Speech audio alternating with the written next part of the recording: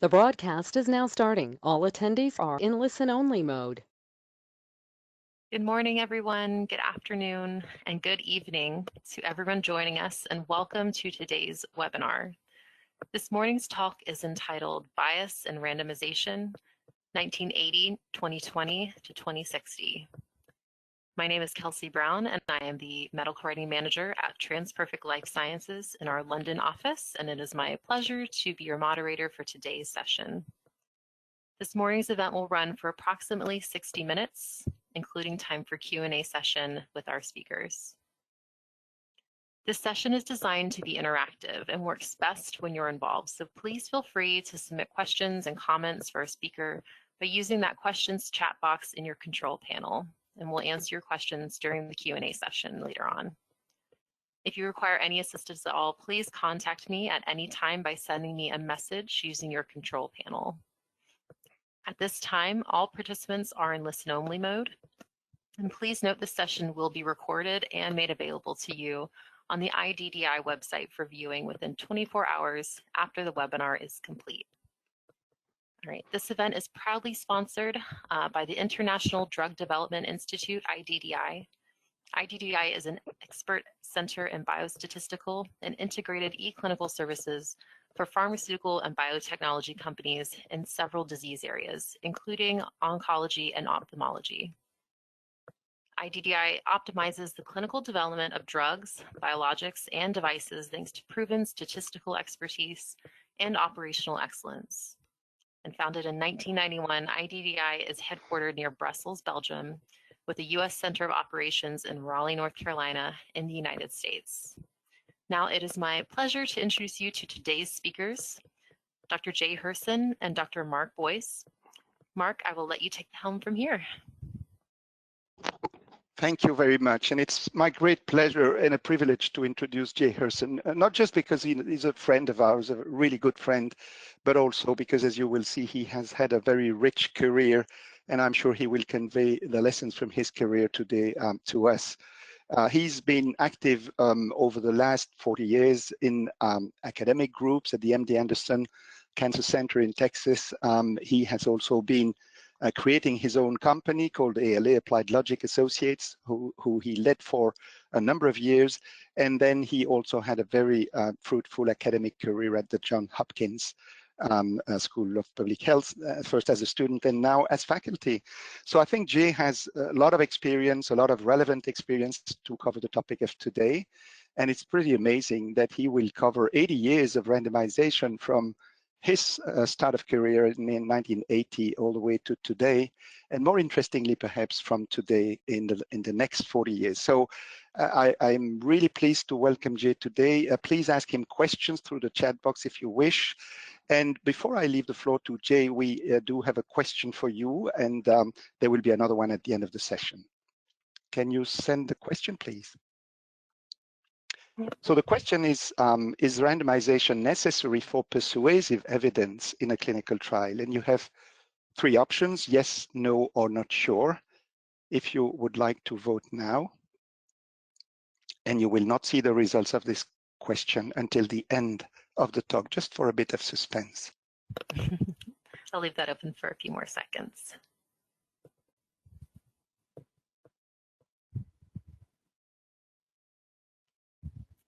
Okay, we'll go ahead and close that. Okay. So Jay, now it's your turn. This all started in 1980 because I wrote a paper, patient registration, and as I was working at MD Anderson at the time. And I came across this paper in March of 2019, just before I visited Brussels and my good friend Mark and his talented staff. And I said, would it be a good idea, Mark, to write a paper? This is the way we did it then, and now I'll tell you, look how we do it now. And he said, oh, heck with a paper, we'll organize a whole symposium, and we'll hold it at the Magritte Museum in Brussels. And we'll do it in April of 2020, which would be the exact 40th anniversary of when that paper appeared in the first volume of the new journal, Controlled Clinical Trials. Well, you all know what happened, so that we were not able to do that. And I'm delighted that they have invited me to give this talk, which was to be the keynote talk of the all-day symposium. And as a keynote talk, it is my goal to get the attendees to think, what should they think about as they're hearing all of the other presentations during the day. And I think this will do well as a standalone too. As an overview, this talk is really about persuasive evidence in clinical trials. And don't get fooled by my references to oncology. This applies to all therapeutic areas. I'll cover the challenges to randomization in the 1970s and historical controls. How did we do it in 1980? In 2020, we have a rethinking of methodology. But in 2020, historical controls come up again. And so does real world data. And what is its role, really? And on our way to 2060, we'll stop briefly in 2025 so I can show you some things that I see in the immediate horizon. And then we'll go to 2060. But whatever era we're in, we will be talking about persuasive evidence. My first hero that I will discuss today is Jerome Kornfield. Kornfield was one of the founders of biostatistics at NIH, and he became the head of biostatistics at the National Heart Institute, as it was first called. And then he retired, and he was a professor at University of Pittsburgh, George Washington University, where he founded the Biostatistics Center. But in 1973, I heard him give a talk where he said, clinical trials are cogent description. And that stood with me. First thing I did is I had to look up, what does cogent mean anyway? And it means persuasive. And so cogent description really is another word for persuasive evidence. And I will use these terms interchangeably today. There were challenges to randomization. I'm going to go through each of these. Ed Guillen and Jay Fryereich first in 1974, Dr. Haagensen in 1973, and Bernard Fisher in also 1973. There were more, of course, but these are the most prominent. In 1974, Ed Guillen and Jay Fryereich, by the way, passed away on February 1st of this year at the age of 93. So I'll try to be kind to him. But they wrote this paper, Non-Randomized Controls in Cancer Clinical Trials. And they were saying that for cancer, it's unethical to randomize patients to either a placebo or even an active control, because the active control drugs were known not to be effective. So instead, if we know from literature that a certain previous treatments for this particular cancer had a 15% response rate. So if we get a 30% response rate in this clinical trial of patients only treated with the experimental drug, we have a success. Why do we have to randomize? And this was a very controversial at the time. And sometimes they said, let's take a control group from a trial we did 5 years ago and compare that, not the literature. This didn't go over well either with a lot of statisticians at the time. Now, at the same time, C.D. Haagensen, a surgeon in New York, was saying all women should get a radical mastectomy for breast cancer. And he was concerned that there was beginning to be a movement toward the lumpectomy. And he got especially upset when he said this crazy fellow named Bernard Fisher in Pittsburgh is not only advocating the simple mastectomy, is what they called the lumpectomy at the time, but he wants to randomize patients, randomize them between a simple or radical mastectomy. So it's just a random number that will determine who gets what I consider the ineffective treatment. So let me go over 1980. Clinical Trials in Oncology was organized mostly by cooperative oncology groups, networks of physicians all over the world. I had worked at SWOG, the Southwest Oncology Group, and the statistical office was at MD Anderson Houston. And the EORTC still exists today. And that's where I met Mark, based in Brussels, and the others, ECOG, CLGB Children's Group. These names have changed a bit since then. All clinical trials in 1980 were open label. They were continuously analyzed. The results were displayed by treatment group with p-values at regular meetings. Of course, we know today that is type 1 error in inflation, and we would never do that today, but that's the way we did it then. So here again is the paper. I had attended my first SWOG meeting, and I was in charge of the pediatric oncology trials for SWOG.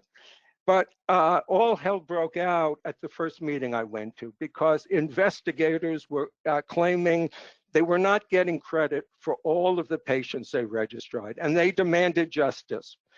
So I went back and I volunteered to work with a programmer, and we found out that everyone did get their credit. It was just a timing issue. But in investigating this, I found all kinds of things going on in the registration and randomization process.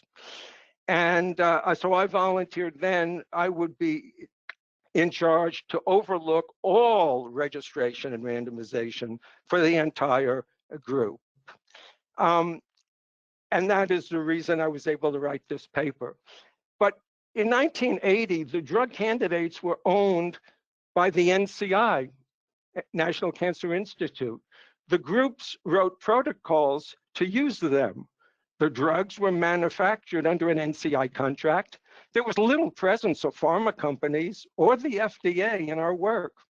Most drugs were under an IND, the official registration, and a few were approved and marketed already by pharma companies. Here on the last line, you see the names of the approved drugs we used back then, some of the approved that we used back then, and almost all are still in use today in one way or another. Phase 2, and 3 trials were a mix of pre-market and post-market drugs, and there was no site monitoring or drug accountability. So there were some frustrations. Investigators were not happy with the NCI drug inventory. They were hesitant to use drugs that had no obvious rationale. And they tended to write protocols with only slight differences from recent trials done by other groups. Then the groups were put on probation or completely defunded for not having innovative ideas. It was a catch-22. How did we do patient registration and randomization? A telephone call to a registration assistant at our coordinating center. Eligibility was established, and randomization via a pre-printed block list trial-wide. So there was still, this patient gets treatment A, this one B, as they went down the list. If there was an imbalance between treatments within site, the registration assistant makes the switch without telling the physician. The assistant has to make the switch, but to tell the physician, just open up a Pandora's box. But we allowed off-hours randomization by a coin toss because we didn't have 24/7 coverage of this by telephone. So we were monitoring which centers have an overuse of off-hours randomization, because we knew patients are not being registered on oncology trials at night or on weekends. So we were concerned about this, and this led us to wait and see bias. This occurred in both single arm and even in RCTs, but let me just cover the single arm now. Investigator puts a patient on a trial and starts the drug. But the investigator starts the patient on the drug. He or she does not call the coordinating center. If the patient does well, call the coordinating center and register the patient. If it doesn't do well in the first few weeks, stop treatment, put them on something else. Don't tell the coordinating center about this. And because there was no drug accountability, this would not show up. And many ineligible patients were randomized, and we considered them non-evaluable. So the lesson learned from this is randomization alone does not imply cogent description. There was an anti-randomization rhetoric among physicians. Statisticians were a deep state conspiracy against physician judgment. Dial a phone number, and a clerk tells the physician how to treat the patient, which is obviously a ridiculous misstatement of what was happening. My second hero is Tom Chalmers. Tom Chalmers was first the clinical director of the prestigious Clinical Institute at the NIH. He became the dean of the Mount Sinai School of Medicine, and he is a founder of meta-analysis. And after that, his retirement from Harvard, he had a lot of things to do in Boston with Harvard and the VA. And he always said randomization from the first patient. I don't care how early the trial is. I don't care if it's a 5-patient trial, randomization. And he told me a story at a meeting once that he was a physician during the Korean War in the US Army. And you may remember the American TV series MASH, doing surgery under those tents near the front lines. Well, he was not a surgeon, but in one of those tents, he was randomizing patients as the best way to treat hepatitis in the battlefield. And this was in 1951. It was only 3 years after the first modern trial that used randomization. So if you were an faculty member at the Mount Sinai when he was dean, you would not want to go into his office with a proposal for a non-randomized clinical trial, especially on a Friday afternoon. Now, there was one scandal before cable news on a leukemia trial in SWOG, 1978. Leukemia trials have a common induction arm. Those who respond go to maintenance. In maintenance, we randomize patients. So treatment A would be W plus X, where W is a standard treatment, but possibly not FDA approved. That's the way the things were back then. X is an experimental treatment, possibly already FDA approved. I know that's not the way we do it today. But anyway, we called it an add-on trial then, and we still call this an add-on trial. Well, Dr. Z was at MD Anderson, and he secretly told our coordinating center a year or more before I got involved that all of Anderson patients were to be on treatment A, the one that had the experimental treatment. Well, MD Anderson was the highest enroller. As a result, this trial came to my attention because before a SWOG meeting, I looked over all of the phase 3 trials that were to be presented there. And I see this trial with approximately 2-to-1 randomization. And I said, I'm not aware of any trials, phase 3 trials that we have that are open now in SWOG that have 2-to-1 randomization. So I went back and I discovered some secret communications. And because MD Anderson was the highest enroller, that's why it appeared as 2-to-1 randomization. I later discovered that Dr. Z followed his own induction treatment, not the one in the protocol that everyone else followed. So Dr. Z used the resources of SWOG to test his own hypothesis and provide what he considered the better treatment for his patients. These are the kinds of things that went on in 1980. Now, in 2012, these two talented journalists published this book, Cancer on Trial. It was about the history of clinical trials in cancer, starting from the very beginning. And a very good book, but they point out that in the late 70s, when this scandal happened and when Guillen and Freireich were writing their paper, there was a tremendous debate among physicians at the NCI. Should we really be randomizing patients? Should we approve protocols that randomize patients to a control group? I was unaware of that debate. So all of these things that what was published, the papers, and that Dr. Z's trial were not one-offs. They were something going on. I'm sure no statisticians were involved in the NCI debate. So in my final year which was 1979, of being involved with SWOG, I talked to one of these young physicians who was a fellow in oncology at the NIH Clinical Center. And one of the jobs of these fellows were to attend cooperative group meetings.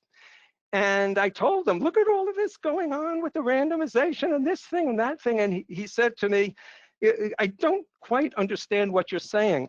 I think you're saying you don't like your job, but no one at NCI cares if you don't like your job. So I ended the conversation there. He obviously didn't understand, but it's interesting. He's the only one in that fellows class that elected to spend a 40-year career as a bureaucrat at the NCI. I will say no more about that. Now, 2010, the prestigious Institute of Medicine in the United States says all of a sudden, you know, there are problems in these cooperative groups. We have to do something about this. And they go through many problems in this publication that existed in 1980. And I wasn't the only one who was aware of them. But they do say the RCT is the gold standard, and they even say minimization is recommended in many cases. Well, where are we now, 2020? Double-blind trials, randomization is web-based and sometimes endpoint adaptive. Unblinded analysis only at the end of the trial. The pharma industry owns the new drugs from day one, not NCI. Good clinical practices, regulators, the ICH, International Council on Harmonization, are more powerful than the NCI. They tell us what good clinical practices are, and because the pharma industry owns these new molecules, they must follow the good clinical practices because they want a smooth approval process. And cooperative agreements replace grants. So now the grant is no longer a gift to an investigator or to a cooperative group. The NCI has input as to how these trials should be done. The phase 3 trials are run by multinational CROs. Sometimes a cooperative group is a subset of the total patients, so that you may have SWOG, say, putting 500 patients on a 1,000 patient clinical trial. The other patients are coming from other areas and even possibly other cooperative groups. Phase 2 is sometimes RCT, and randomization is generally accepted. It's even used in minimization. But one question we have today is who to randomize? Underrepresented in trials, children, seniors, and minorities. And we have master protocols that don't randomize. So you have a protocol set for breast cancer, and there's a rotation of different treatments going through under the same protocol, and then the ones that are successful go on and others are dropped, but there's not randomization there. And we have SMART trials where perhaps we randomize too much. In a SMART trial, patients go along, they say a patient has an adverse event. We now randomize that patient between two ways of treating that adverse event. A patient is a non-responder. We randomize the patient to two things we can do for them now, either switch drugs or a new drug or something like that. And there are post-randomization headaches. Many of them are coming from the new awareness of estimans, intercurrent events, how to handle them, how to handle missing data. The 1980 paradigm was just design the trial, write a protocol, randomize patients, and then an efficacy safety analysis eventually. Look at all we do in 2020. We must state the estimans, design the trial, write a protocol, then a statistical analysis plan. We didn't have that in 1980. How are we going to handle missing data? Is there a treatment switching policy? How do we use real-world evidence? A program safety analysis plan, a data monitoring committee, randomization, efficacy safety analysis, and then a sensitivity analysis because of all the assumptions we made in the bullets above. Has our concept of persuasive evidence changed since 1980? We also have a rethinking. Intent to treat started in about 1979. We also call it the treatment policy. Just analyze patients as they are randomized, regardless of what happens afterward. But this is considered by many a 20th century estimand. And the Cox model, proportional hazards model, is falling out of favor because we look at the curves and it's obvious proportional hazards does not exist. The p-value, what is so precious about 0.05? And literature-based meta-analysis, for heaven's sakes, you go back and you're handcuffed by the data that someone 15 years ago decided to put in a paper, and that doesn't exist in all of the papers you look for, and even randomization. So historical controls have in some way come back to us in 2020. The Bayesian borrowing from historical data for the control arm. Here the setting is concurrent controls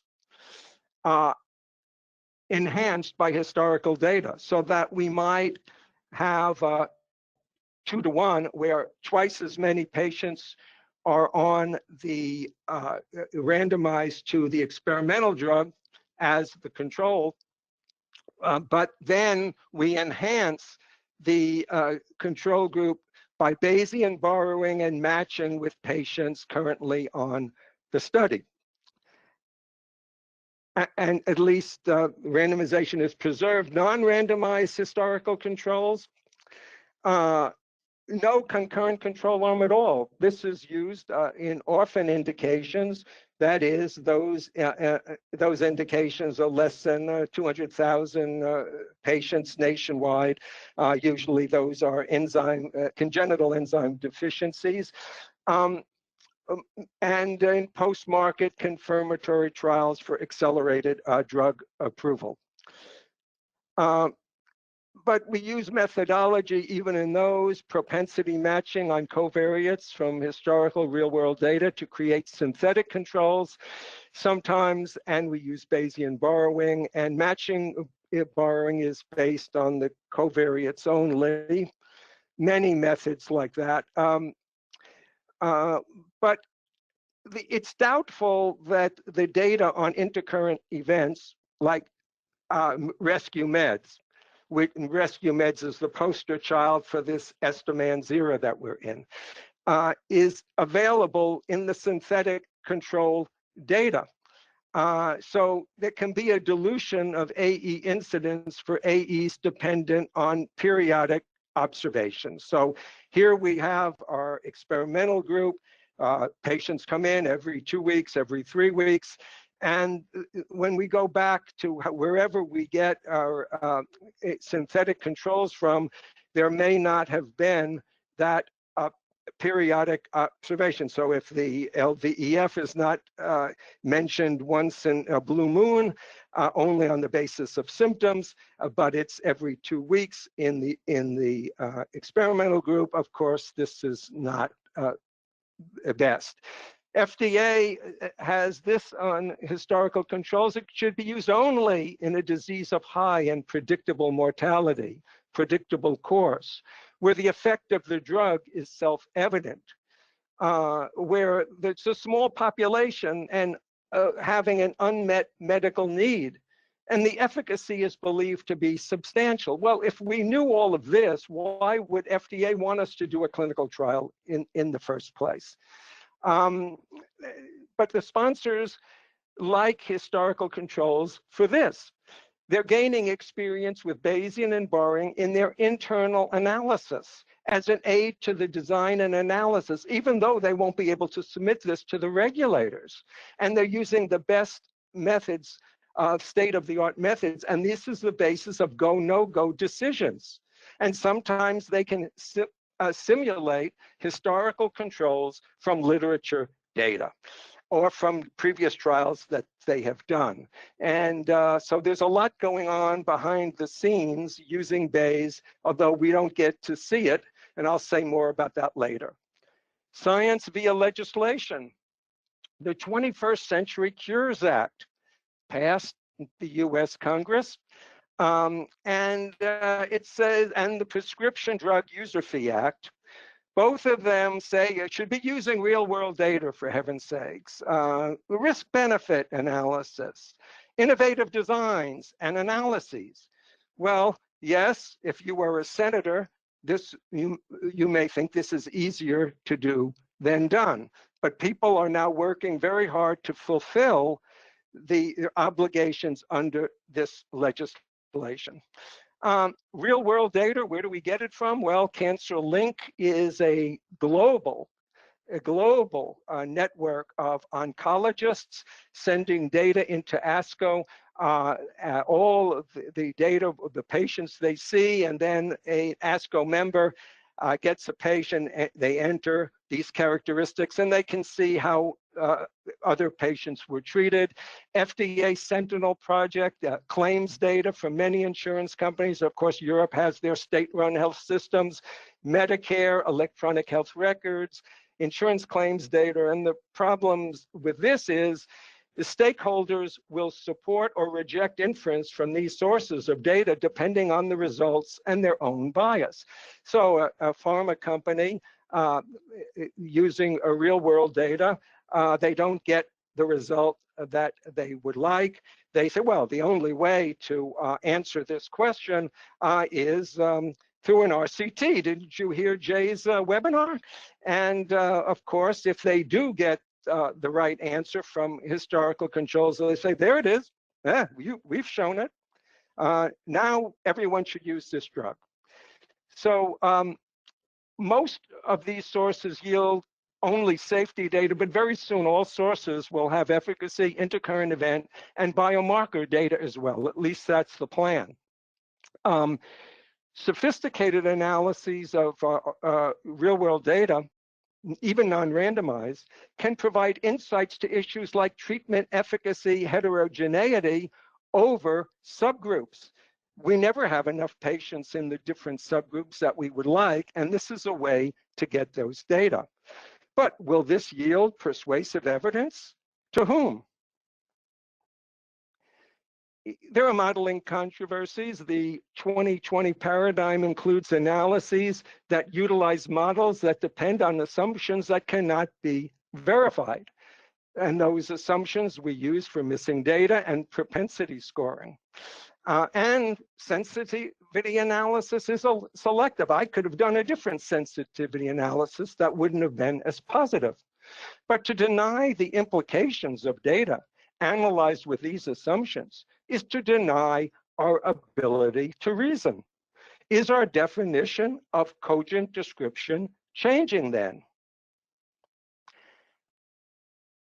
I promised to stop in 2025. On the way to 2060, we will have randomization in pragmatic trials, randomization combined with real-world evidence, and centralized statistical monitoring will replace site monitoring, which has never really accomplished anything. My third hero, Rob Califf. Rob was the vice president for health sciences of Duke University. And then he came to be FDA commissioner in the last year of the Obama administration. And during his time at Duke, he wrote the Clinical Trial Enterprise. The patient visits their own physician with a medical issue. The physician enters the data of this patient into the EHR, and a list of clinical trials this patient is eligible for appears. If the patient consents, this physician, their own physician, will be an investigator on this trial with at least one patient, this patient, and the patient will be randomized. Now, what Rob Califf envisions is in the residence period of physician training, all physicians will be trained how to be an investigator on a regulated clinical trial. The central stratum of this submission will be patients who satisfy regulators and sponsors' ideal patient. In other words, the patients who are used today. But there can be separate strata for elderly patients, patients taking only one drug, one chronic condition, etc. And though these patients might not be eligible for the trial, this would be particularly attractive for the elderly patients because they get to go to their own physician to be on the trial.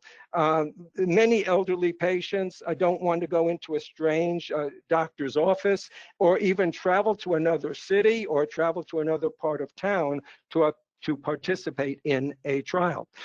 But the CTA has not gained traction. So I tell my biostatistics students, maybe it needs a different name, maybe the Califf conjecture or Califf's last theorem. I think I heard a bit of laughter coming in the direction of Antwerp just then, so I'll continue with my humor. There will also be decentralization, and right now COVID-19 has shown us many innovations that I think will be used often in 2025, if not sooner. Recruitment by social media, self-enrollment over the internet, randomization and shipping by mail pharmacies, local laboratories, a patient goes to the laboratory in their neighborhood for a blood draw, outcomes by emails, and of course telemedicine and home visits by nurses. All trials will not be able to use all of these bullets, but some of them will be in use. Now, let's look at the Zostavax trial. This is the herpes zoster vaccine, not the most popular vaccine that people talk about today, but there was an RCT, 22,000 subjects, 50 to 59 years old, median follow-up 1.3 years, vaccine efficacy of 70%, and they got a provisional approval, but there was a post-market commitment. An observational study, 1.3 million Kaiser Permanente members with covariate adjustment, and now we had more data on the 50 to 59-year-olds, but also the 60 to 69, 70, 79 to 80 plus. Overall, there was a vaccine efficacy around 60%, and then a final approval. This was a marriage of RCT and RWE that enabled the regulators to see a big picture because of many patients who will be inoculated with this vaccine after approval. Now, let's not get all excited about real-world evidence. This paper in the New England appeared exactly a year ago, and before it was officially announced that we were in a pandemic. The magic of randomization versus the myth of real-world evidence. They point out definite cases where real-world evidence gave a different result than a randomized trial, and it is worth reading. Well, I do want to include Magritte in this talk, even though we are not at the Magritte Museum today. So Magritte is now taking us into the future.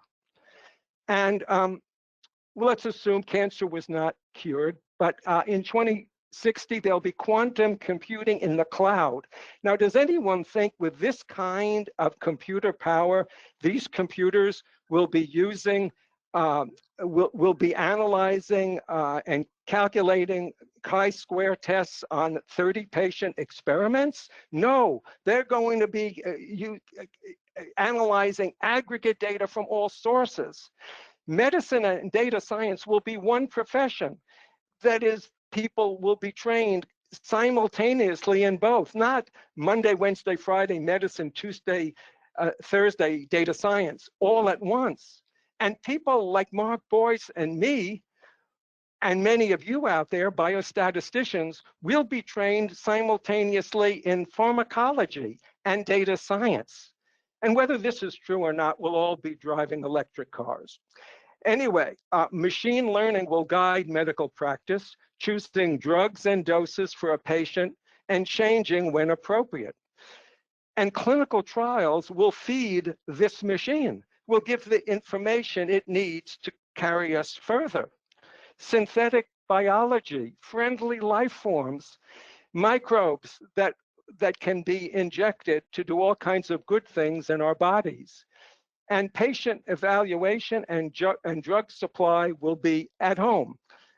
Capabilities of handling massive data, clinical trials, yes, but wearables, EHR, sensors in the home, prescriptions, claims data, all of this coming together, and all data sensors, whether they're in wearables or in the toilet in the home, will be passive.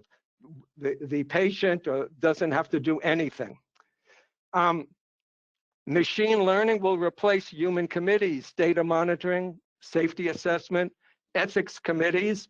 There'll be high throughput drug screening like nothing like it is today, and predicting drug response from tumor molecular features using Bayesian methods and neural networks.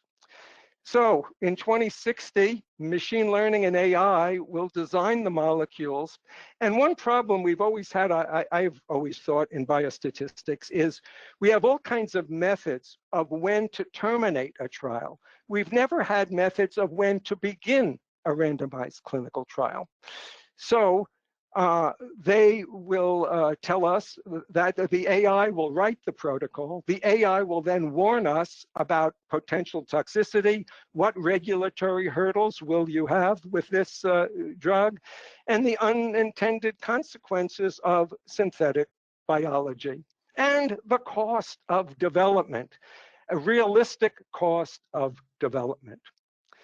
And instead of a planned interim analysis, trials will terminate when the cumulative posterior probability of the alternate hypothesis crosses a pre-planned threshold. Now, the cumulative posterior probability is going to come from all of these data sources, clinical trials, sensors in the home, whatever. And this threshold I'm talking about might be called the coefficient of cogency.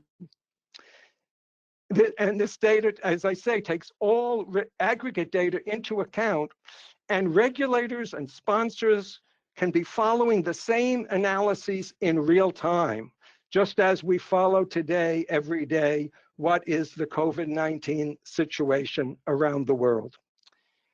Back to Cornfield, my first hero.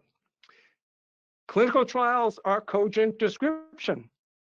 But he wouldn't recognize cogent description today.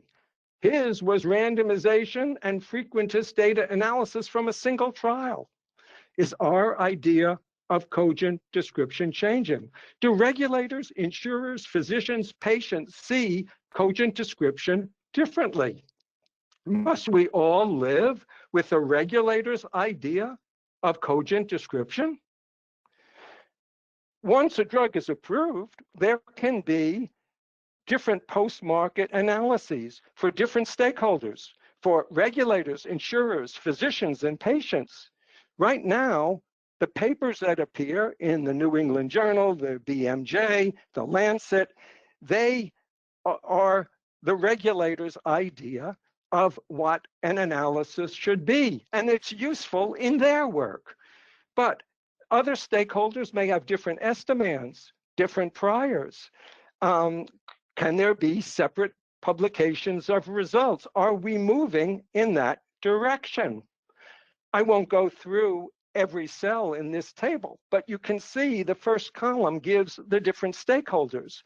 They have different objectives, different data sources, and in the last column, a different analysis method and different evidence. The QALY is quality adjusted life years. We don't see that enough.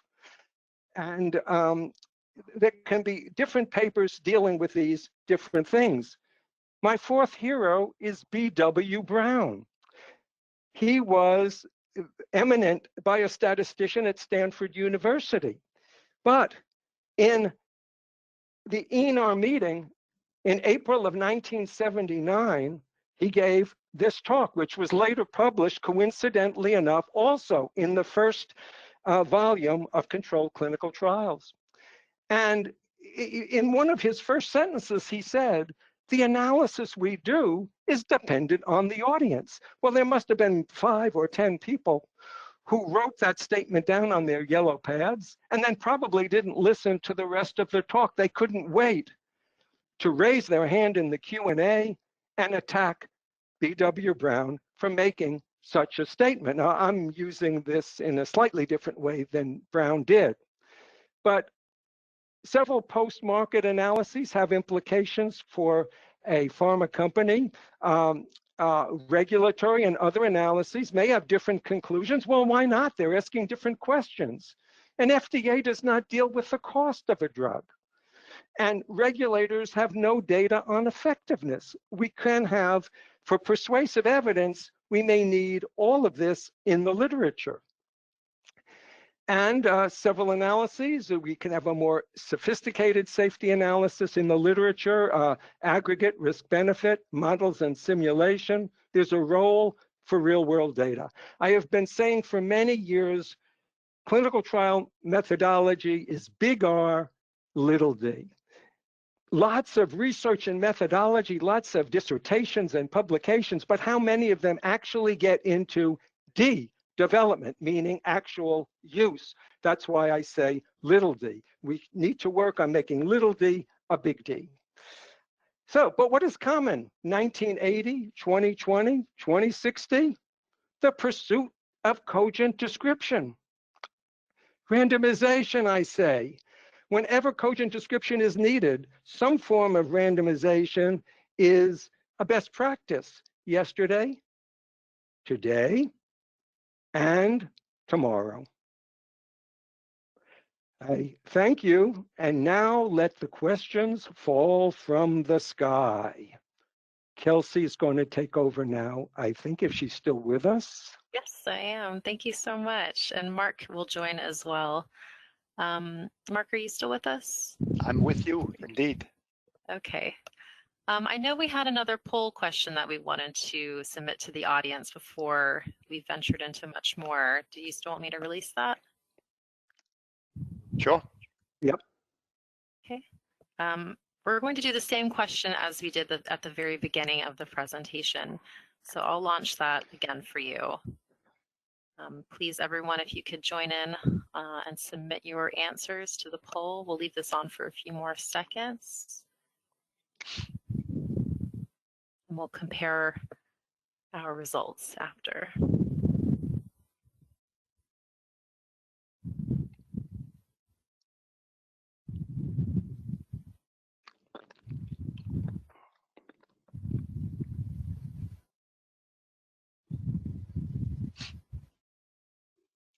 Okay, I'm going to close that. Okay. All right. Would you like to see the results of the first poll now, or shall we wait? I think Yeah, yeah, show it. Okay, Show it. so these were the results of the initial poll with the same question at the very beginning. So you'll see mostly yes, 80%, a few unsure. And then this compares to the second poll. Okay, so pretty steady. Okay. Okay. Are people still voting in the second poll? No, that one's closed. But we do have quite a few questions that have come in, and I know we had some initial questions Oh, as yeah, well. yeah, okay.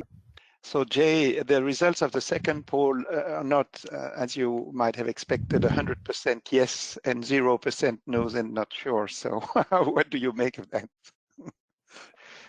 What was the result of the second poll? Same as the first. I mean, yeah, same as the same as the first. first? Yes, Oh, roughly. I want a recount, and I want to take this. I want to take this to the courts.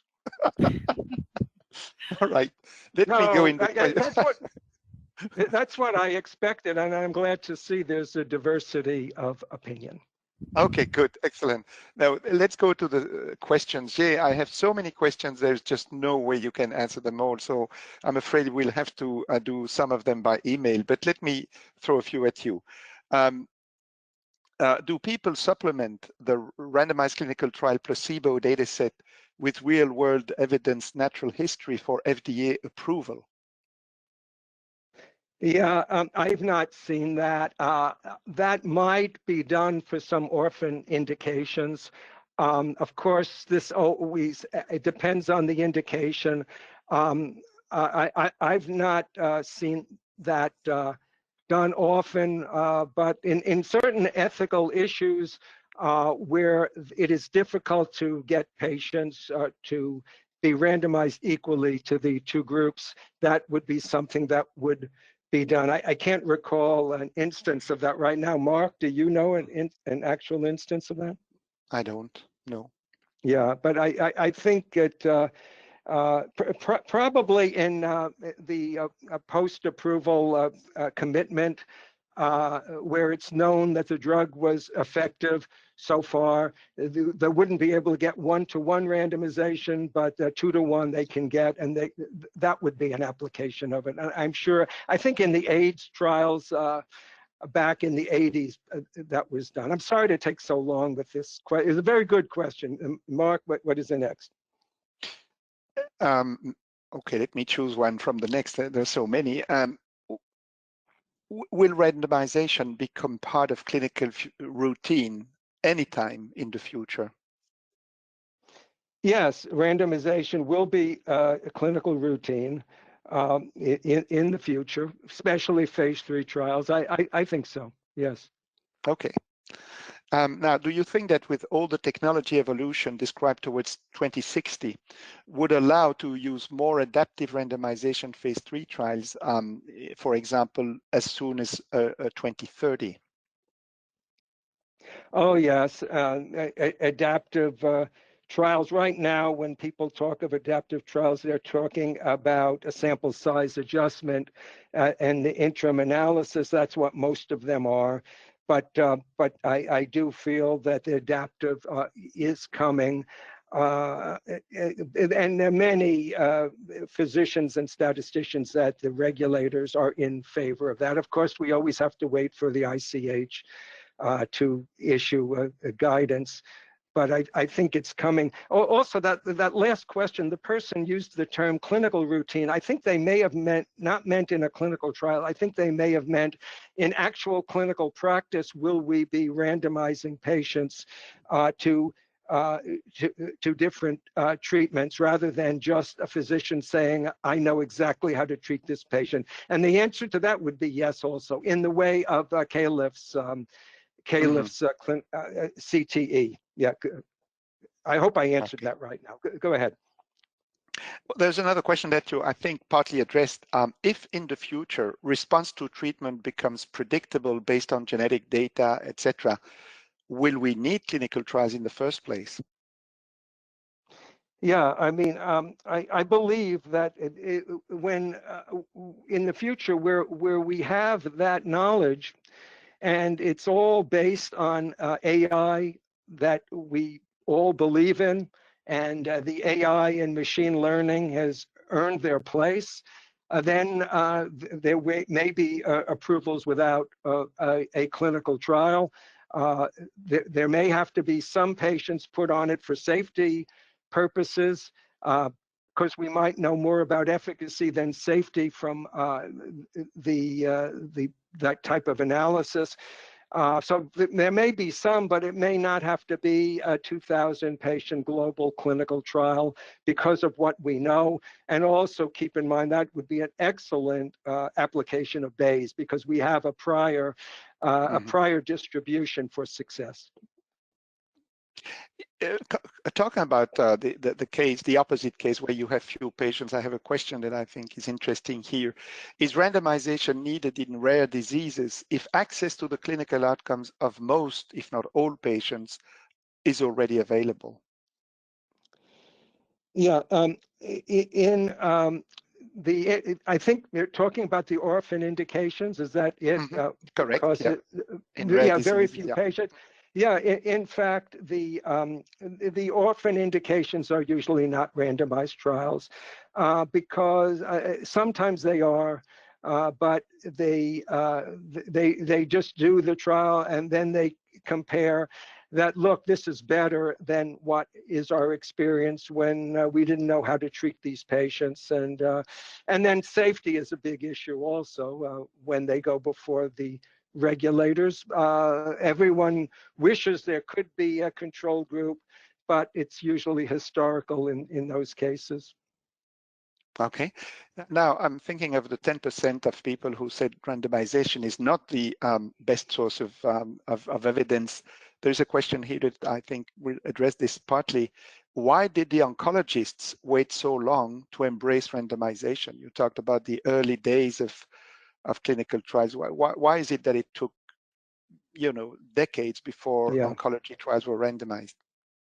Yeah, there'd be two reasons behind that, Mark. I say first, because it took, when the pharma companies owned the drugs, they developed them themselves. They wanted to get it through FDA. Now, the ICH and the regulators, they all had more power. They said, okay, we have to have good clinical practices, and they had to abide by it. The other is, I think, the Prescription Drug User Fee Act that we have in America, at least. Now, the sponsors had to pay a fee in order to have their drug not approved, but reviewed. And what happened there is now there was lots of money for the regulators, let me just say for FDA, to hire people. Both FDA and industry now had people with the same contemporaneous training. That is, the statisticians at FDA had no different training than those in industry. And similarly for the physicians. And with these people now involved, they could talk to one another with a common training. And that combined with good clinical practices, I think led to it. But it was not a voluntary thing. It was more regulation took hold more than it did earlier. Thank you. Thank you so much, Jay. I see that we are at the top of the hour, and I've been told that we cannot exceed our time. So I really apologize for the many people who sent questions and that we have not had the time to answer, but we can do so by email after the webinar. So thank you, everybody, again for your attendance, and thank you so much, Jay, for a brilliant talk. We hope to have another one from you in the very near future, not in 2060, but way before that. Thank you so much. Okay, I'll be ready whenever it is. Yes. and thank you so much, Jay. We really appreciate it, and we loved your presentation today. And to the audience, thank you so much for participating in today's webinar. You will be receiving a follow-up email from us with access to the recorded archive for this event, so please note that. And there will also be a survey window that will be popping up on your screen shortly after the webinar is closed for your participation. That would be really appreciated. It'll help us improve future webinars as well. And thank you both, Dr. Jay Herson and Dr. Mark Boyce, for your insightful presentation today. This has been really, really excellent. Okay, well, thank you everyone for joining today. I hope you found this webinar informative. It's been my pleasure to be your moderator, and on behalf of the team, we thank you for joining us. And until next time, please take care and bye for now.